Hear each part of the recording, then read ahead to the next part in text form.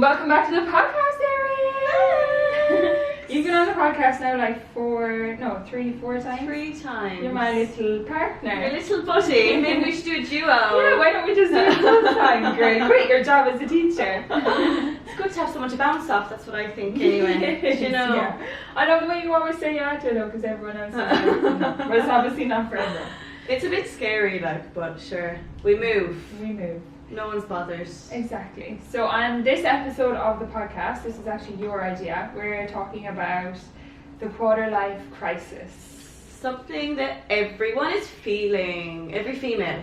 Every female, yeah, we were just talking about that beforehand. Yeah. Why did you want to discuss this topic, seeing as it was your idea? I feel like I think about this all the time, like whether I'm doing everything the way I should be and comparing myself to other people, and I feel like me and my friends always talk about this. Like, it always comes up, no matter what conversation we're having, it'll always come up, some aspect of it, like relationship wise, career wise, how long we're staying in Australia for, can we afford to buy a house, like all of these things.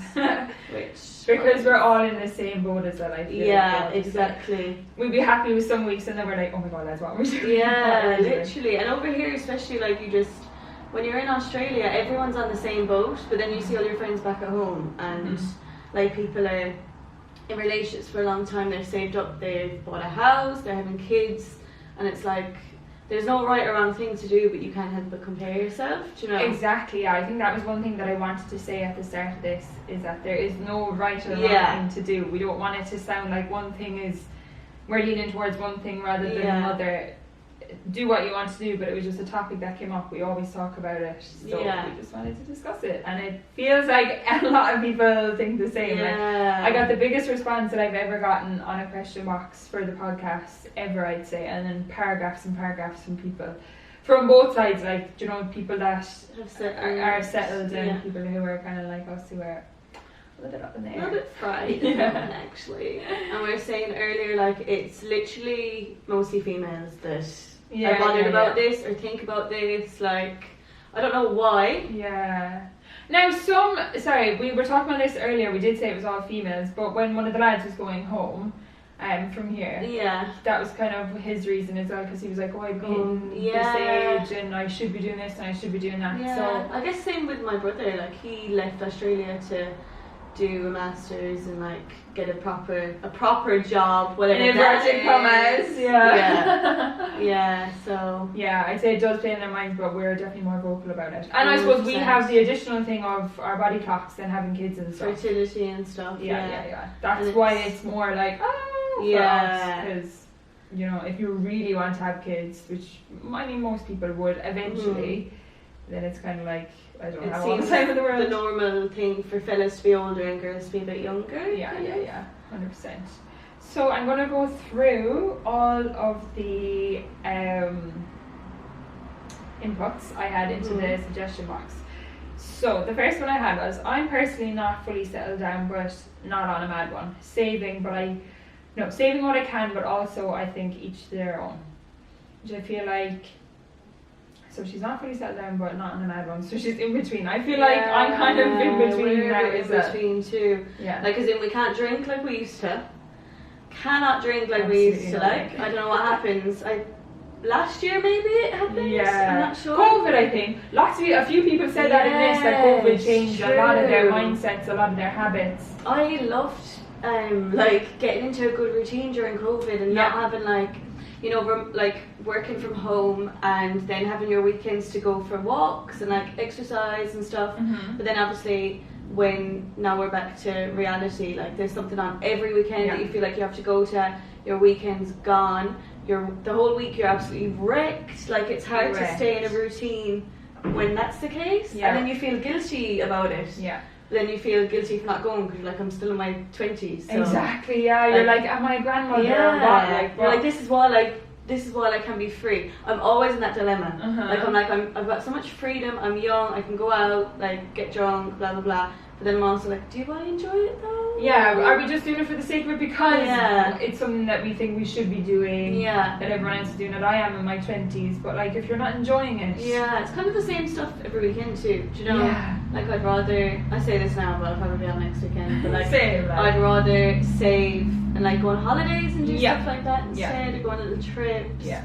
My favourite thing these days is going out for literally, I know everyone says there's no such thing as the one or two, but going out for a nice dinner and genuinely having 2 or 3 nice, my favourite drink is a margarita. So I'd love 2 or 3 nice margaritas, dinner, going out like for a nighttime thing and then coming home and being fresh as a daisy the next day. Yeah, having all day next day Yeah. to like do something. Especially when the weather's nice, like last Sunday obviously we're out for Joanne's birthday, and then last Sunday headache all day, felt sick all day. The sun was shining for the first time in Sydney in weeks. Like, and then I was just depressed because I wasn't out in the sun, but also couldn't go out and and you're nearly forcing yourself to go out then and to make yourself feel better. And sometimes it works, but like if you're dying, it doesn't. Do you know what I mean? Not like fully enjoying it. Yeah. That's funny as well. We were all on the same boat after Joanne's birthday. All of us were just like, do you know what? It's not worth it. Yeah, literally. It's not. I don't know why last weekend paid a massive, had a massive. Poor Joanne. Yeah. Sorry, Joanne, your birthday wasn't worth it. Like she would even say so herself. To be fair, no, it was like we had a great night. Yeah, I've had nothing bad happened. Yeah, I was home for 10 o'clock as well, by the way. Like, yeah, we were I out was since not 11. Yeah, we were out since 11. To be fair, but like I thought I'd be home now, be grand the next day. But my mind had other tricks to play on me. Yeah.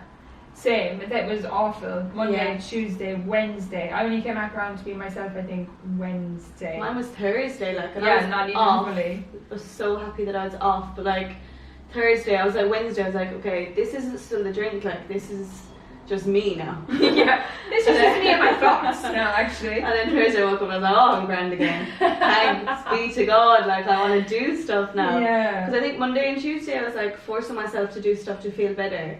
And it did help. But then I wanted a day to chill on Wednesday, and then Thursday I was like, great, sorted. Yeah. So basically we're in the same boat as this girl who not fully settled down. Like I definitely don't think I'm fully settled down, but I'm not also enjoying. I'm definitely not on a mad run anymore. I was for a long time, but not anymore. Second one is do what you want. Fair enough. Point. Do what you want to do. And that's it, lads. You might as well end the podcast here. There's no point discussing any further. Guys, do what you want and no more. So tune in next week for a different podcast. Yeah, literally. Well, it's true though. I mean, do what you want. It's stop overthinking it, but like easier said than done. Do you know what I mean? Like, yeah. But the next one is who says there is an expiration date on having fun and enjoying life? The noise outside. My grandmother is 82 and still the best crack person in any room. I refuse to give up that zest for life. What even is settling down really? All so subjective based. Which I do think is so true. Like, what is settling down? Yeah. Who's to say one person settling down is doing, I don't know, something, and another person settling down could be completely different. Like, it's a very it's an old-fashioned term, this whole settling down thing. And things have changed so much too. Like, you know, I think it's because everyone looks at their parents too, and like, right, at my parents, like when my parents were my age, like their life was just, you know, they had their job, they had their kids, they had their marriage, but it's not the same anymore. Like, and I always struggle with having enough money. I'd love to go on just like a 1 year trip around the world and see everywhere, and then maybe go home and feel like I'd done it. But then you struggle because you are working, you've the money, and then you're spending it on rent, you're going out, you're doing little trips. Like, it's just, I don't know. Yeah, it's very difficult thing to do. Like, I don't see myself getting a house anytime soon, or...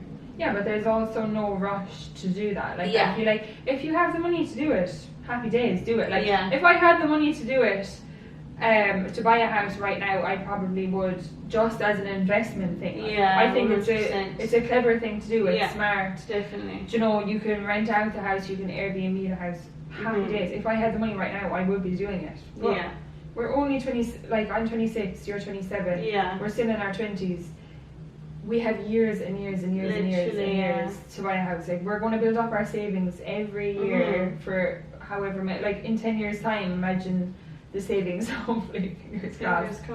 We'll have behind us then. See, I save and then I go on a mad one. Well, not a mad one. I go like on a trip. Like, yeah, but that's nice too. Yeah, so I'd rather spend my money for that and then. Yeah, but even if you're putting away tiny little bits, eventually it'll all add up to something. Yeah. And then we have to get mortgages anyway. Yeah, and money will come and go, lads. Exactly, money's only paper, okay?